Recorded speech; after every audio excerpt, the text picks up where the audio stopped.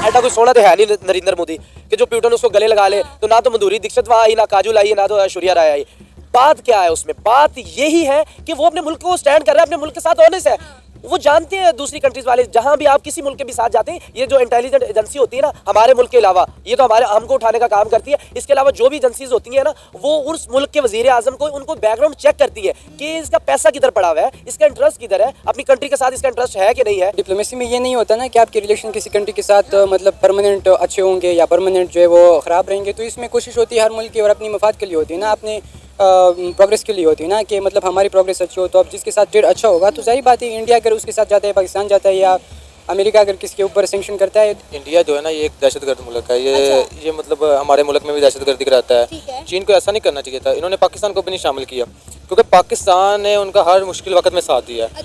हर चीज़ में, उनकी इकोनॉमी में हर किस्म का मतलब साथ दिया है। तो उनको ये नहीं चाहिए था कि इंडिया को नहीं शामिल करना चाहिए था, क्योंकि इंडिया पहले चीन के खिलाफ था। इंडिया ईरान के साथ भी तिजारत कर रहा है, इंडिया रूस के साथ भी तिजारत कर रहा है, अमेरिका का सबसे बड़ा पार्टनर भी वो है। एक हल्की सी कोई भी इंडिया में बात हो, अमेरिका स्ट्रेट फॉरवर्ड खड़ा हो जाता है। हत्ता कि अब देख रहे हैं आप यूक्रेन के बिल्कुल हक में बैठा हुआ है अमेरिका, लेकिन उनका पार्टनर उठ के जाके रूस के साथ बात कर रहा है। नरेंद्र मोदी उससे बात कर रहा है कि आप यूक्रेन को ऐसे करें। हम में इतनी हिम्मत नहीं है कि हम जाके बात करें वहाँ, क्योंकि हमने IMF का कर्जा देना है। इंडिया कौन होता है?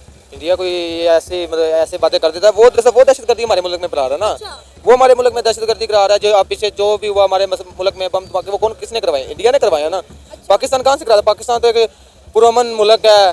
आपने कभी नहीं सुना कि पाकिस्तान ने ये किया वो किया। ये सारा कुछ इंडिया करता है, वो बाद में कह देते हैं ये पाकिस्तान ने किया। आप क्या चाह रहे हैं, क्या होना चाहिए? मैं चाह रहा हूँ कि इंडिया को बाहर करें, पाकिस्तान को अंदर। हेलो फ्रेंड्स, मैं हूँ आरजू और भारत न्यूज़ की रिएक्शन वीडियो में आपका स्वागत है। तो आज हम बात कर रहे हैं कि जो हमारे प्राइम मिनिस्टर हैं मोदी जी, वो रशिया में एक ब्रिक्स समिट में शामिल होने के लिए गए हैं। जैसे कि हम सभी को पता है कि रशिया में ब्रिक्स समिट होने जा रही है, जिसके लिए 10 बिगेस्ट इकोनॉमिक कंट्रीज़ को रशिया में ब्रिक्स समिट में शामिल होने के लिए जाना है। तो मोदी जी भी उसमें शामिल हुए हैं। तो रशिया ने मोदी जी का बहुत ही वार्म वेलकम किया। जो वहाँ के प्रेसिडेंट है पुतिन, उन्होंने भी मोदी जी से मुलाकात की। पाकिस्तान इस समिट का हिस्सा नहीं है और अब एक नई समिट बनाने की बातें चल रही है, ब्रिक प्लस समिट।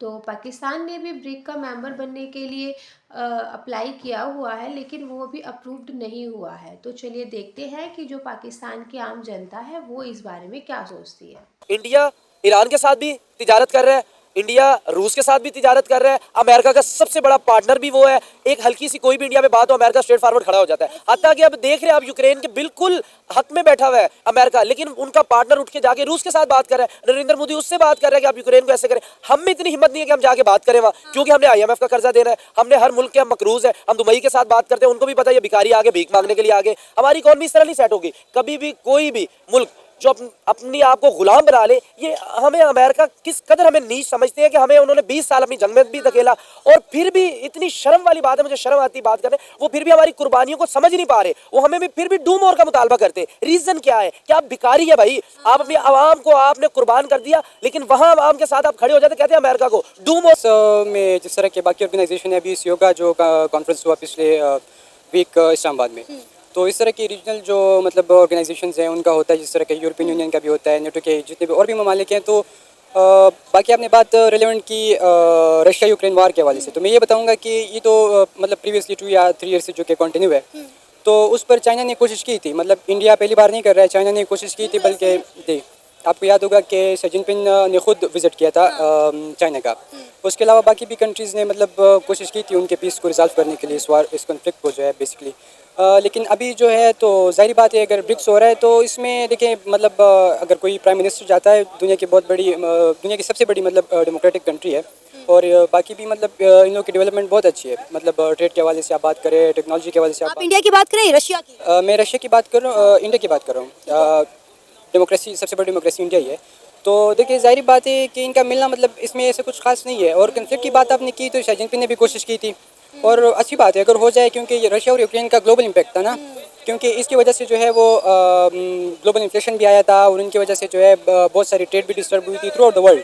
तो इंडिया जो है ना ये एक दहशतगर्द मुल्क है। ये मतलब हमारे मुल्क में भी दहशतगर्दी कराता है। चीन को ऐसा नहीं करना चाहिए था। इन्होंने पाकिस्तान को भी नहीं शामिल किया, क्योंकि पाकिस्तान ने उनका हर मुश्किल वक्त में साथ दिया है, अच्छा हर चीज़ में, उनकी इकोनॉमी में हर किस्म का मतलब साथ दिया है। तो उनको ये नहीं चाहिए था कि इंडिया को ही शामिल करना चाहिए था, क्योंकि इंडिया पहले चीन के खिलाफ था। अच्छा तो इसलिए इन्होंने चीन के प्राइम मिनिस्टर को चाहिए था कि इंडिया को निकाल देता, पाकिस्तान को शामिल करता। अब इंडिया प्राइम मिनिस्टर कह रहा है कि पाकिस्तान को शामिल ना करे। वो कौन होता है पाकिस्तान भाई के? इंडिया तो मेन पार्ट है ब्रिक्स का। इंडिया को कैसे जो है वो चीन निकाल सकता है। और देखिए चाइना के साथ लद्दाख को लेके इंडिया के भी ताल्लुकात खराब हैं, लेकिन फिर भी वो बड़ी बड़ी G20 की बात करें, G20 मीटिंग की बात करें, SCO मीटिंग की बात करें, या फिर हम ब्रिक्स मीटिंग की बात करें, चाइना और इंडिया साथ साथ बैठते हैं, डील्स करते हैं, ट्रेड करते हैं, उनके दरमियान भी बातचीत होती है। ये मामला इंडिया के पाकिस्तान के साथ खिलाफ है। जैसे पिछले दिनों में आपने देखा होगा कि बॉर्डर पे चीन के हमला हुआ था। अच्छा। चीन ने किया, इंडिया ने किया था ना। अच्छा तो इंडिया ने इन पर हमला किया, जो इन पे हमला किया वो उसी के साथ अपना कॉन्ट्रैक्ट कर रहे हैं। इनको चाहिए कि उस वक्त पाकिस्तान ने इनका साथ दिया था, अच्छा तो पाकिस्तान को इनको चाहिए कि साथ मिलाए, इंडिया को बाहर निकाले। तो जैसे इंडिया कौन होता है कि हमें हमारे मुल्क को रोकने वाला? वो हमारे मुल्क में इंडिया दहशतगर्द, वो उधर मैंने सुना है कि वो कह रहा है जी पाकिस्तान को ना शामिल करें, ये दहशतगर्द फैक्ट्री है। ये कहाँ से दहशतगर्द फैक्ट्री है? ये पुरअमन लोग हैं। हाँ, इंडिया के प्राइम मिनिस्टर नरेंद्र मोदी ने कहा है कि भाई हम पाकिस्तान के साथ एक टेबल पे नहीं बैठ सकते। वो मुल्क जो हमारे मुल्क में आके दहशतगर्दी करे, हमारे लोगों को मारे, हम उनके साथ एक टेबल पे नहीं बैठ सकते। सॉरी, इंडिया कौन होता है हमें कहने वाला? इंडिया कौन होता है? इंडिया कोई ऐसी ऐसे बातें कर देता है। वो दहशतगर्दी हमारे मुल्क में फैला रहा है ना। वो हमारे मुल्क में दहशतगर्दी करा रहा है। जो अब पीछे जो भी हुआ हमारे मुल्क में बम धमाके, वो कौन किसने करवाए? इंडिया ने करवाया ना। पाकिस्तान कहाँ से करा? पाकिस्तान तो एक पुरअमन मुल्क है। आपने कभी नहीं सुना कि पाकिस्तान ने ये किया वो किया। ये सारा कुछ इंडिया करता है। वो बाद में कह देते हैं ये पाकिस्तान ने किया।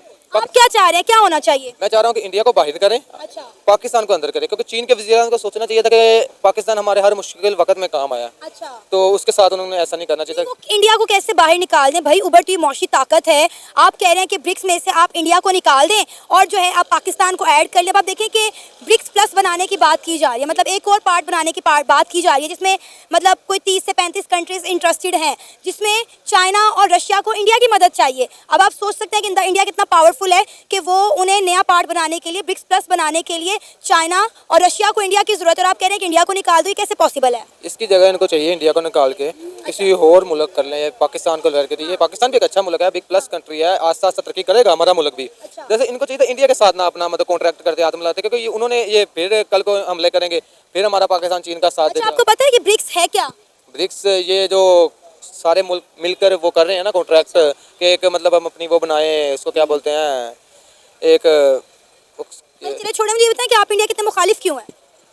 मुखालिफ इसलिए है वहाँ पे मुसलमानों पे जुल्म होता है। आपके सामने है आए दिन वहाँ पे मुसलमान, मैंने पीछे वीडियो देखी थी, वो मुसलमानों को अजान नहीं देने दे रहे मस्जिद में, क्योंकि मस्जिद तोड़ फोड़ कर रहे हैं। ये मुसलमानों पे वो जुल्म करते हैं, इसलिए हम उनके खिलाफ हैं। अगर वो हमारे साथ अच्छे ताल्लुकात बनाए, अच्छे तरीके से चले जैसे पहले था, हम फिर दोस्त बनने के लिए तैयार हैं। हमारे मुसलमानों पे जुल्म ना करे। या इसके अलावा और कोई मसला नहीं है? उसके अलावा कोई मसला नहीं। हमारे मुल्क में भी दूसरे मज़हब वाले रहते हैं, हम तो उनसे बहुत प्यार मोहब्बत के साथ रहते हैं। जैसे वो हमारा मुसलमान भाई है, हम भी उसको वैसे ही भाई कहते हैं, हम रिस्पेक्ट देते हैं। वो खुलेआम फिर सकता है, कोई किसी को रोक नहीं सकता, कि जहाँ मर्जी वो अपनी इबादत कर सकता है।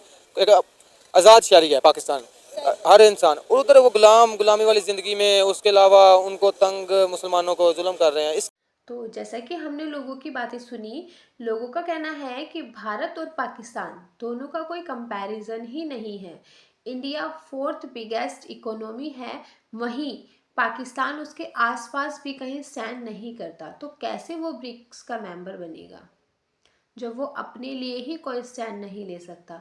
अपनी इकोनॉमी को बेहतर बनाने के लिए पाकिस्तान को ट्रेड करना चाहिए, जहाँ से भी उसे ईज़िली या और कम कीमत पर चीज़ें मिल सके। लेकिन इसके लिए ना तो वो कोई कोशिश करता है और ना ही अब कोई उसे चीज़ें प्रोवाइड करना चाहता है, क्योंकि जो पाकिस्तान की गवर्नमेंट है वो किसी चीज़ के कैपेबल ही नहीं है।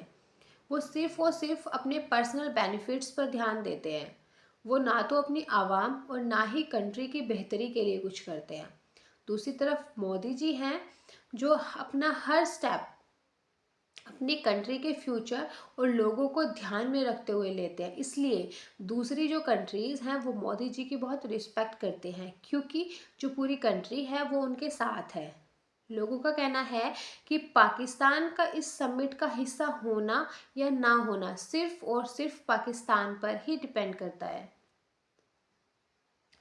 क्योंकि अगर वो समिट के प्रोटोकॉल उनको कंप्लीट करता है या फिर प्रॉपर बिहेव करता है सबके साथ, तो वो किसी भी समिट का हिस्सा बन सकता है।